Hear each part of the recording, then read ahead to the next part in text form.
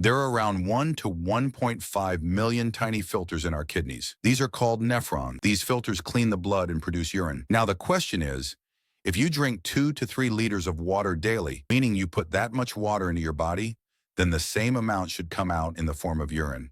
But is that all the kidneys do? You will be surprised to know that the kidneys recycle about 180 liters of fluid every day. The process works continuously.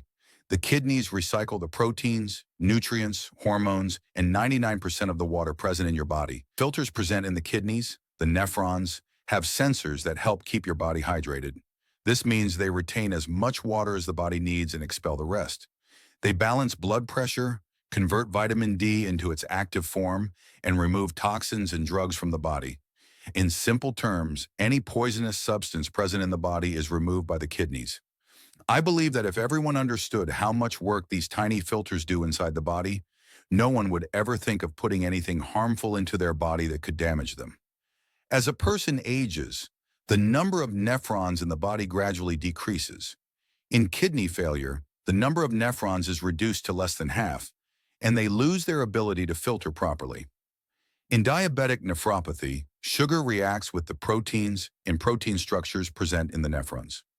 The medical term for this reaction is glycation. This leads to the unavailability of essential proteins in the body. These proteins were needed by the body, but due to excessive sugar levels, sugar binds to them and forms bonds, making them unavailable for normal body functions.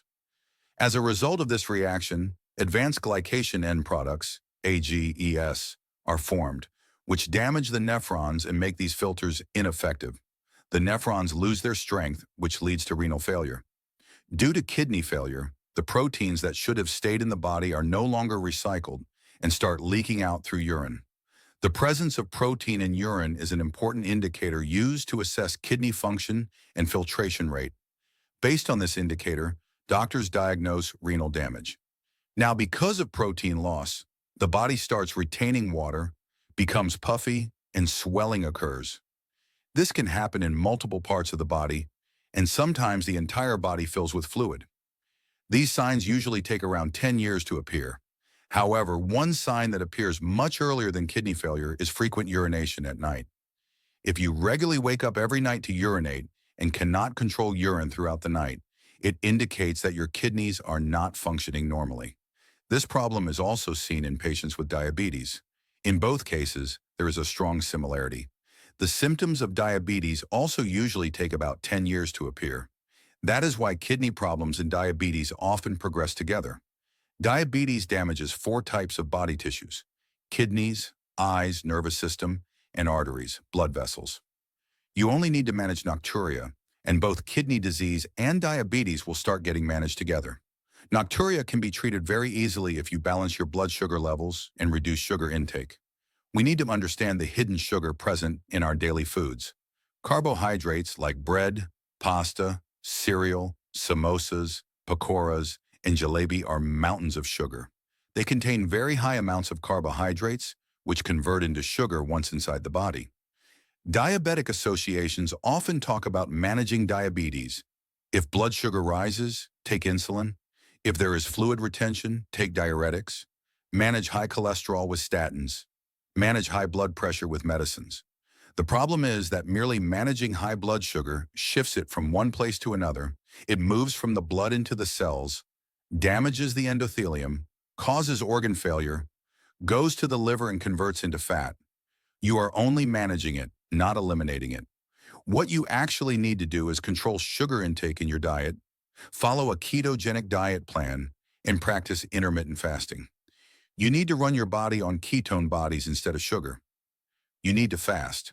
The intermittent fasting method I follow is fasting for 16 hours a day and eating within an 8-hour window. Make salads a part of your diet. They contain phytonutrients, which protect nephrons, protect kidneys from high blood glucose, prevent oxidation of nephrons, and keep kidney function normal. I have observed that when 2 diabetic patients were compared, and one was advised to consume phytonutrients, salads, that patient did not develop complications despite having high blood sugar. Phytonutrients found in salads have antioxidant properties. They neutralize the harmful after effects of high blood glucose. Here I caution people that If you are in the end stage of kidney disease, you should not consume salads because of their high potassium, calcium, and other nutrient content. The next remedy is vitamin E, 300 milligrams to 400 milligrams as a supplement. It is fat-soluble and has amazing health benefits, especially in reducing diabetic complications.